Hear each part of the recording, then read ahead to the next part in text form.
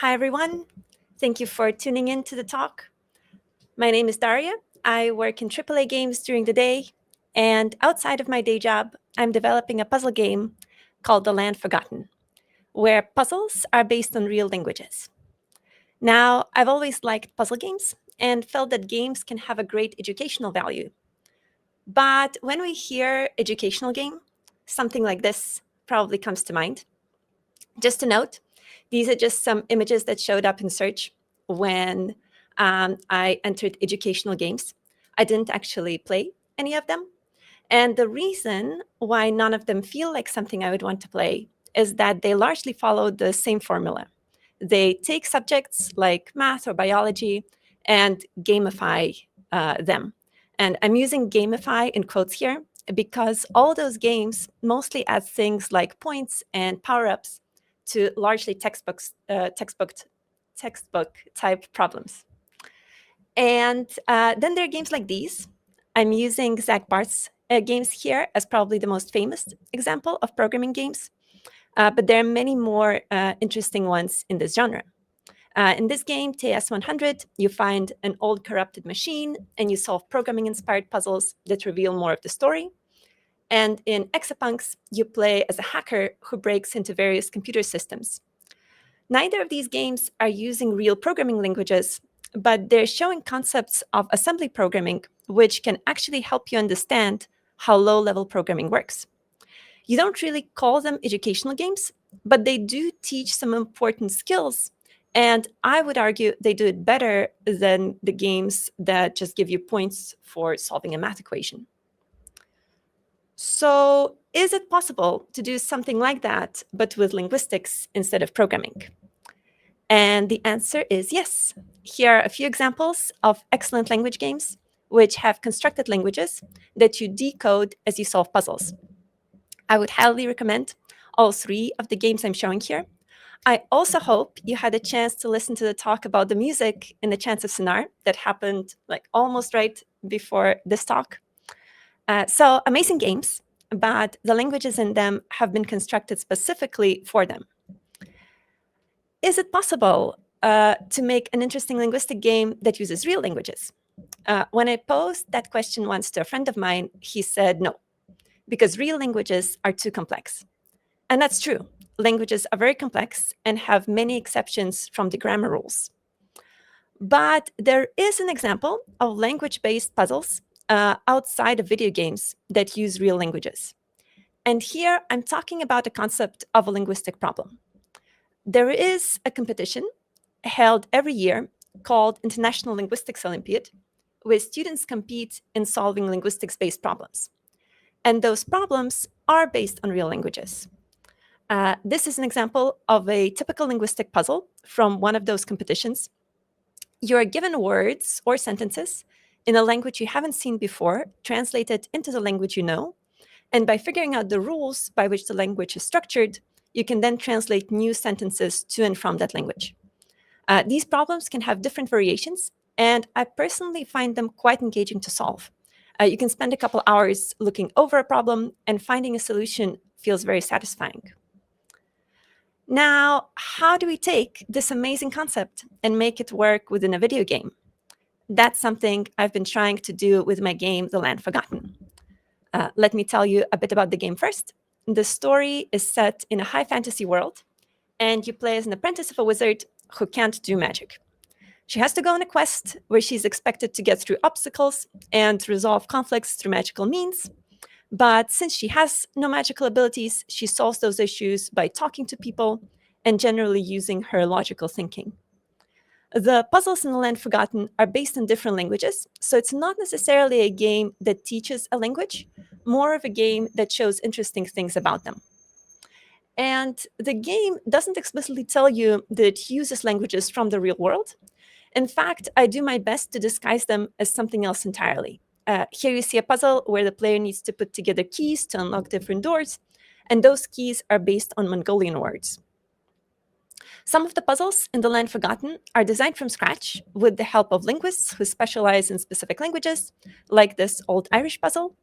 And for others, I use existing problems from past linguistic competitions. Here's one such problem. At this point, I would like to warn you that the puzzles I made based on this linguistic problem are used in the demo for the land forgotten. And the rest of this talk is quite a large spoiler as to their solution. So if you want to try solving the puzzle first, feel free to leave the stream now, try playing the demo, which will be linked in this video later on, and then watch the rest of the talk in the recording. So for those of you who stayed, or those of you who are watching this in the future, this is a linguistic problem designed by Vladimir Ivanovich Belikov, and it was used at the Moscow Linguistics Olympiad in the 70s. I'm using it in my game with the author's permission. In it, you're given the transcription of these Malayan words in one of the Malay alphabets, and based on that knowledge, you need to then transcribe the new words. This writing system was used in the Malay Peninsula until the early 1900s, so it's a real language, and through solving this puzzle, one can learn some new things about it. Solving this problem on paper can take some time, sometimes up to an hour, and the reason it does take so long is that we go through a lot of conclusions when solving a linguistic puzzle like this one. So let's look at what would go through one's head when solving this problem. We know that in front of us, we have these words in Malay alphabet and their phonetic transcription to a Latin-based alphabet. But the amount of letters and the amount of glyphs doesn't match. However, if we were to count the number of syllables in the transcription, then suddenly it matches perfectly. From that, we conclude that each glyph of the Malay word corresponds to each syllable of the transcription. Next thing we can do is to look for repeating symbols. Here I'm showing them with different colors. And if we look at how those correspond to the transcription, oh, sorry, I mixed up my slides. This is the separation into the syllables, and these are the repeating symbols. So we can see that those repeating symbols match the consonants in the transcription. So now we have a map of how each of the symbols matches each of the consonants. Note that there's one symbol here that doesn't have a corresponding sound, and that's the symbol that shows the absence of a consonant in a syllable. So if, say, we have a word that consists only of vowels, like IE here, we would show that it has two syllables with two vertical lines. From mapping these consonants, we can denote that the notation above or below the symbol has to correspond to the vowels in the word. So we can map those as well. The one interesting difference from when we looked at the mapped consonants is that the vowels can have variations, and the same symbol can correspond to a different vowel sound. For example, the circle on the top can be either I or an E. The arrow sign at the bottom can be either a U or an O, and so on. This all probably feels like a heavy theory dump, but I promise it's actually quite enjoyable to come to these conclusions on your own when solving the puzzle. And it overall gives a great feeling when you first look at it having no clue how you would even begin transcribing the words, and in the end, finding that you understand the logic perfectly and can decipher any writing in the script. The problem is that it doesn't translate very well to video games. For one, some rules are just too complex. Like in the case of the vowel pairs, when playtesting, I found that there was a lot of confusion in regards to it. So I simplified it by removing those variations altogether. Each notation symbol now corresponds to a single sound. Another problem we have is that people are generally okay spending significant amount of time on solving a puzzle on paper, but in case of a video game, no one enjoys staring at the same screen for an hour trying to find different patterns. But video game medium also has a unique advantage. We can provide an immediate feedback to a player on whether the solution failed or succeeded. As such, we can separate a linguistic problem into multiple smaller ones, and each one would give player an idea of whether they're on the right track. Now, The Land Forgotten is a 2D adventure game where character interacts with different items. So each of the puzzles we find can be a separate interaction.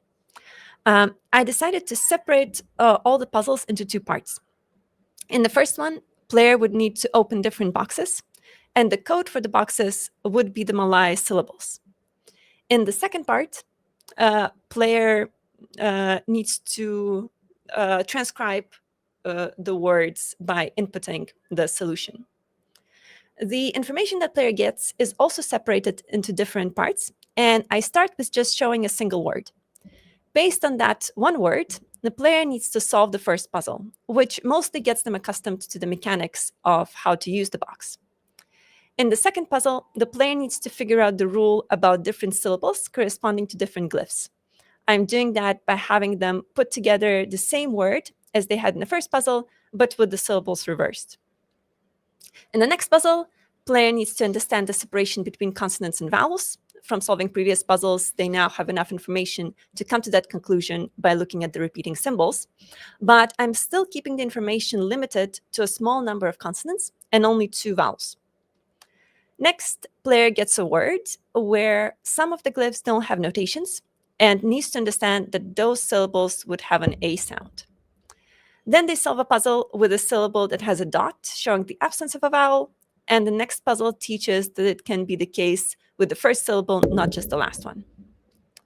The last puzzle in the series shows an example with a vertical line glyph that shows an absence of a vowel. In the second part, where player needs to enter in the transcription, the same rules are mostly shown again, but the complexity is increased by having information about more symbols and with the player having to transcribe longer words. So to conclude this talk, I believe it's possible to have an engaging educational game, but we have to play to the strengths of the medium. I would love to thank you all and leave you with some links. Here, the game isn't out yet, but I post some in-progress art and puzzles on our Instagram and Discord. Discord is also a good place to go to find the latest demo or just talk about the game. And if you're interested in seeing some development videos, there is our YouTube channel with some devlogs. And every Saturday, I do development streams on Twitch. In addition, here's a link to the International Linguistic Olympiad, where you can find various interesting problems from past competitions. And that's it. If anyone has questions, I'm happy to take them. Great, thank you, Daria. It was a very snappy talk. I loved it, and I'm super excited for this game. Anytime a language deciphering game comes out, it goes immediately to the top of my list. So I'm very excited to play it. We've got some questions, and I've got some questions as well. So I'm sorry, I'm not going to be able to pronounce your name. Guillaume, something like that. Question. So far, it seems like we're deciphering the pronunciation. What about the meaning? Yeah, so it's different puzzles kind of play around with different things. So some puzzles are about specifically transcriptions of words. Other puzzles are about what the different words mean. So this slide I showed briefly in the beginning for the Old Irish-based language. So it looks quite heavy here because it's just lots of info. Like in the game, you collect that info little by little. But here you have translations for different sentences. And from them, like the player, so similar to Chants of Sonar, a player can enter the translation of different words based on what they think they are. And then from that, they have to translate new sentences. I guess, so in Chants of Sonar, the reason you have to care about meaning is because you're communicating with other characters, right? And I guess, is that how you found, is that the best way to explore the meaning of these languages, is through other characters? Or in this case, because you're providing a translation, presumably, is that translation for another character? Or how have you, Yeah, so some of these are related to communication between different people. Some of these are based, you get messages and you don't know what the message means and you have to translate it. So I'm doing it through that okay, as great. well. Excellent, thank you. Question from Patrick Trainer here. How do you determine how big or small to make the logical steps in between each puzzle? So I personally mostly do it through testing.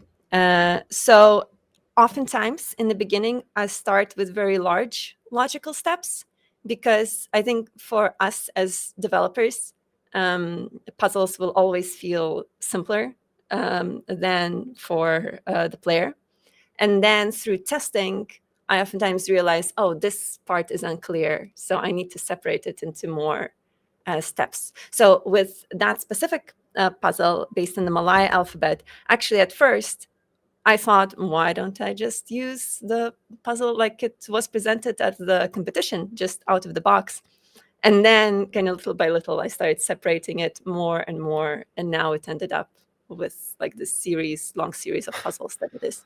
Do you think that's likely to happen in all cases? Like, do you eventually gravitate towards splitting something up into its like smallest components and building puzzles like that, or do you think there is still room for puzzles that are kind of larger and require you to make a bigger jump?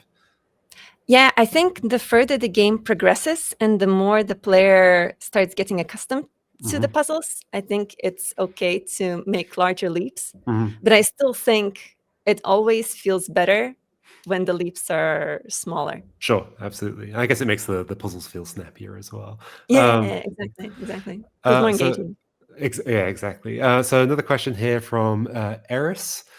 Do you have any in-game tracking of what players have learned about the languages, or are players expected to keep that for themselves?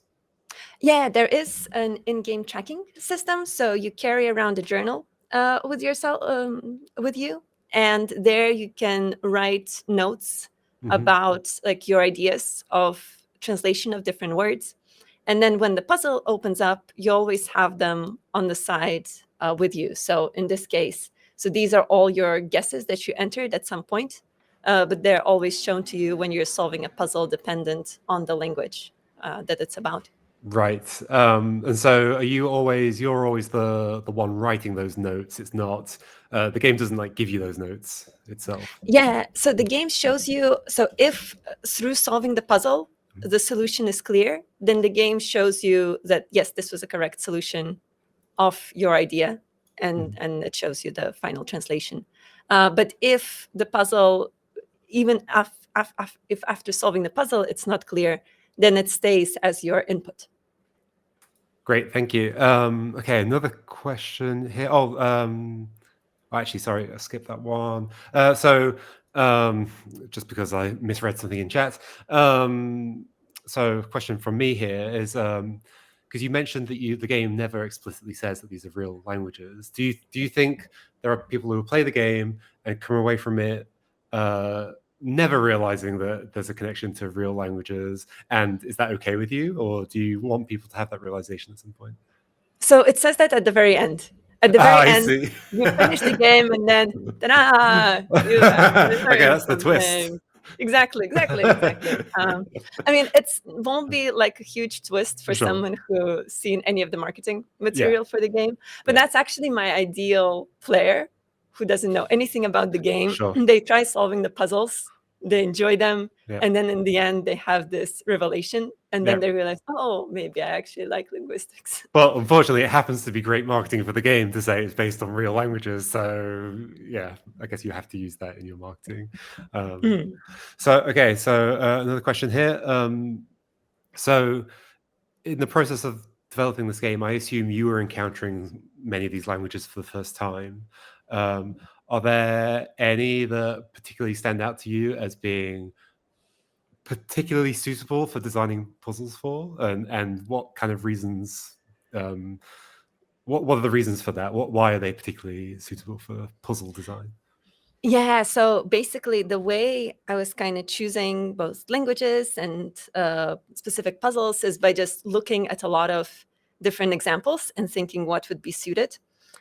So one thing I was looking at is for the language to be not very well known.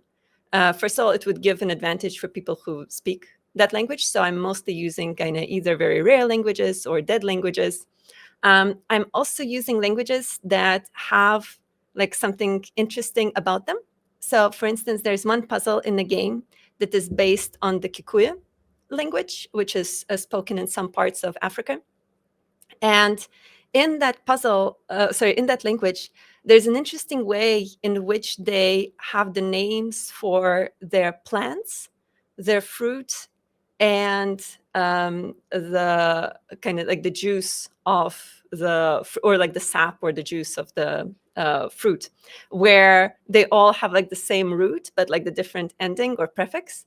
So things like that, I see and I'm like, well, that's just such a cool thing about that language. Like you would never think that in a language there would be such commonality. So I use that puzzle for the game, and you have to like collect different plants and translate them.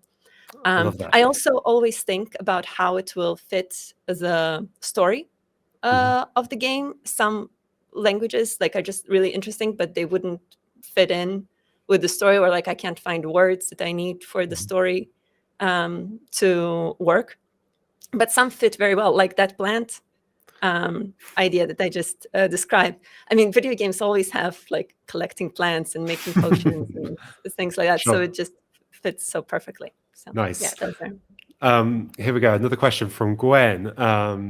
Any thoughts about using these techniques in language learning programs? Interesting. So I guess like outside of the game, yeah. Yeah, exactly. Because I don't know much about language learning programs. I think a lot of the things that I've tried, like things like Duolingo, I think suffer from similar problem that I showed in like the educational games, where you're kind of just collecting points, but it's mostly just like memorization and such. I would love it if someone could make a language learning app, but that has like more puzzly mechanics. I would enjoy that kind of thing a lot, but that's not something I'm doing, at least at the moment. Sure. You probably have to do like a similar kind of style of game, but go really in depth on one language and like to be able to teach a language to somebody. Because I assume in your game, you're not expecting by the end of it that somebody can actually speak those languages or write in those languages, right? You'd have to go a lot further.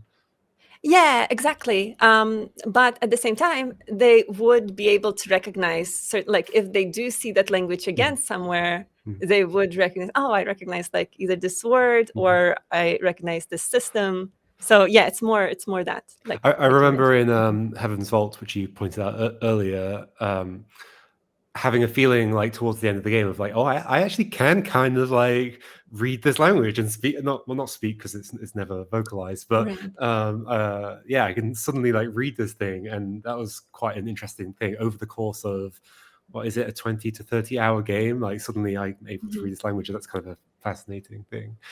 Yes, I like that a lot about that game too. It's like little by little. It teaches you all the different rules, and by the end, you do have like this nice feeling of. And I guess because it's quite a systemic language, like it's structured in such a way that you can like really break down a sentence and understand it quite easily without, like in English, you need to know millions of like words, all the different vocabulary, and they're not necessarily related to each other in any way. Whereas it's interesting to have a language where it's a bit more structured so you can understand it regardless. Yeah, I think it's possible to do it. And that's actually something that I've been like playing around, at least like in my head and on paper for like the next game, like the Land Forgotten 2 maybe, or maybe it'll be something else. But I am quite interested in having a game that's based all around one real language, probably like either a dead language or some very rare language.